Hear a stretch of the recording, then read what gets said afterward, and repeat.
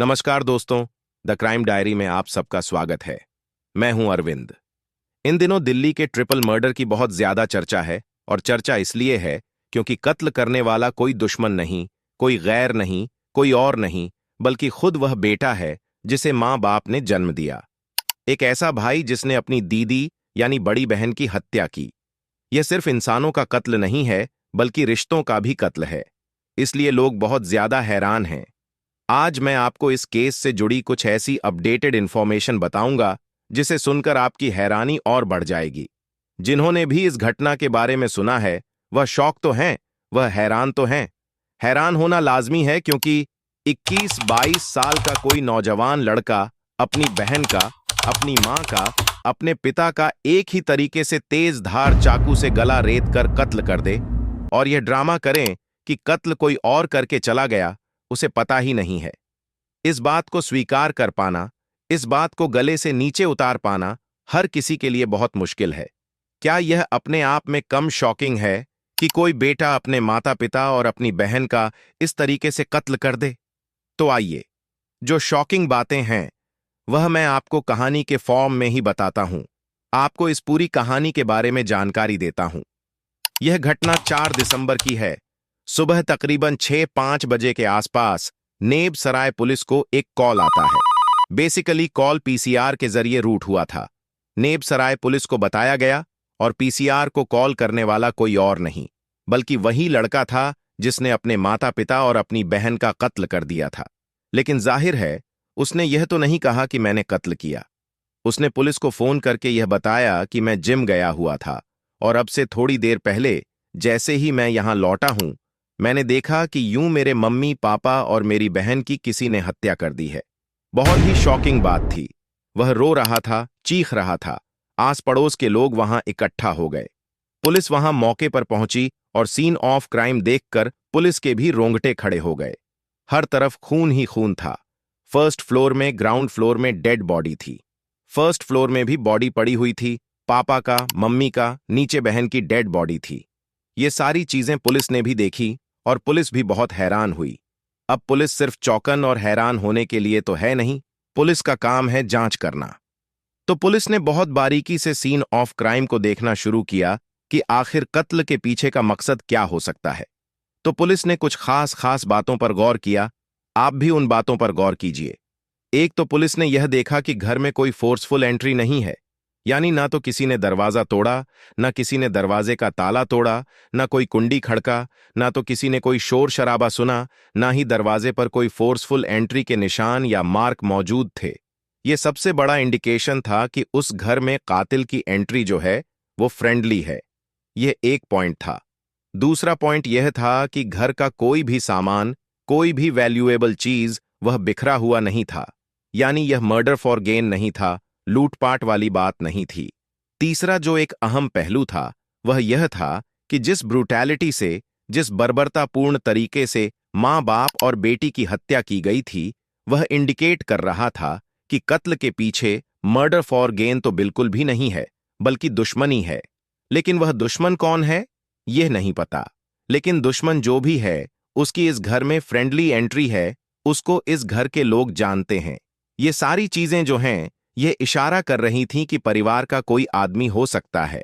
लेकिन पुलिस को अभी भी ऐसा नहीं लग रहा था कि इस घटना में घर का बेटा ही निकलेगा जिसने फोन किया है।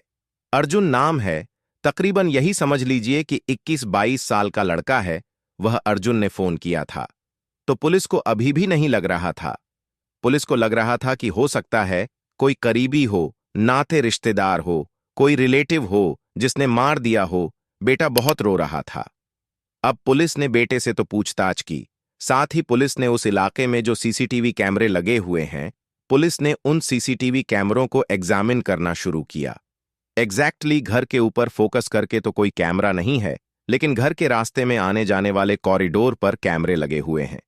उन कैमरों को जब पुलिस ने देखा तो पुलिस ने यह नोटिस किया कि जो भी टाइम फ्रेम यह लड़का बता रहा है कि मैं सुबह तकरीबन 5:30-6 बजे यहां से निकला, जिम गया और उसके बाद मैं वापस लौटा ही 6:10 बजे के आसपास, और फिर मैंने यह बॉडी देखी, तो 1-1.25 घंटे का जो एक टाइम फ्रेम पीड़ित लड़का पुलिस को बता रहा था, जो एक ड्यूरेशन पुलिस को बता रहा था, पुलिस उसी टाइम फ्रेम का सीसीटीवी फुटेज चेक कर रही थी।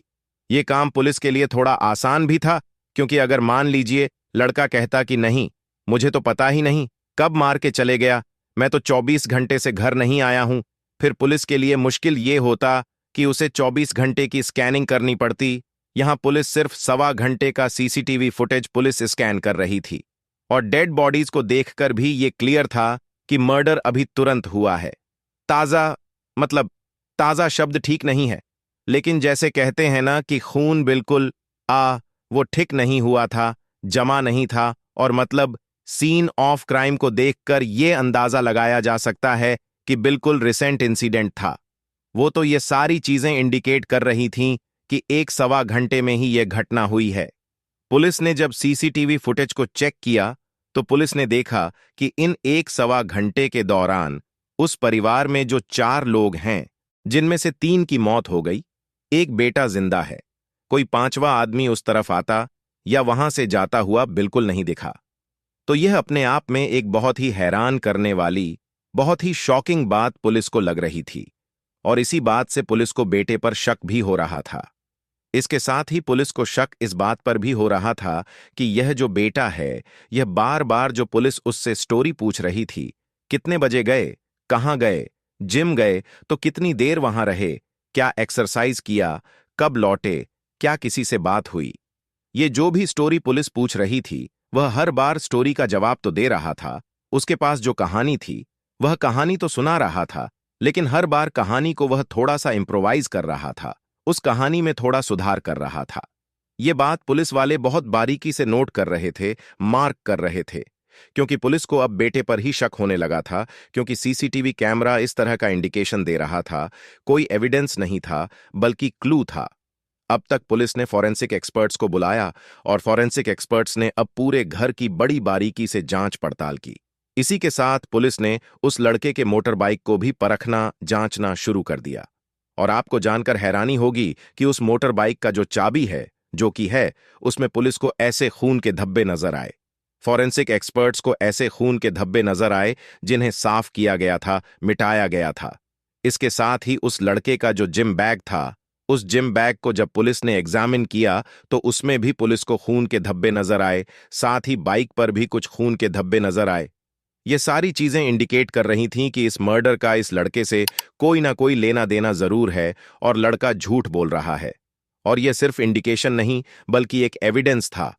अब तक तो चीजें संकेत में पता चल रही थीं, लेकिन जब फॉरेंसिक एक्सपर्ट्स ने बाइक से खून के धब्बे, बाइक के चाबी से खून के धब्बे, उस लड़के के जिम बैग से खून के धब्बे रिट्रीव किए, हासिल कर लिए, तो यह एविडेंस हो गया कि वह लड़का ही इस कत्ल के पीछे है।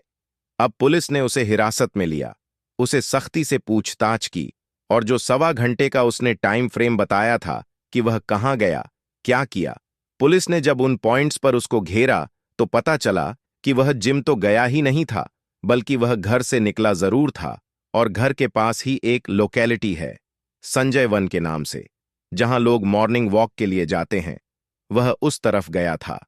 लेकिन वहां भी मॉर्निंग वॉक करने की जगह वह सुनसान जंगली इलाकों में चला गया था, जहां उसने खुद अपने खून से सने हुए कपड़ों को डिस्पोज ऑफ किया था, नष्ट करने की कोशिश की थी, फेंका था।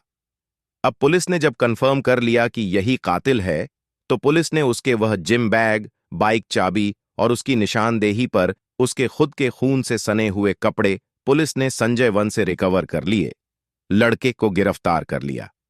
यह थी पूरी कहानी, जिसमें संकेतों में सुराग मिला, और सबूत जो है वह खून के धब्बों के तौर पर मिला, जो अदृश्य थे, जिन्हें मिटा दिया गया था।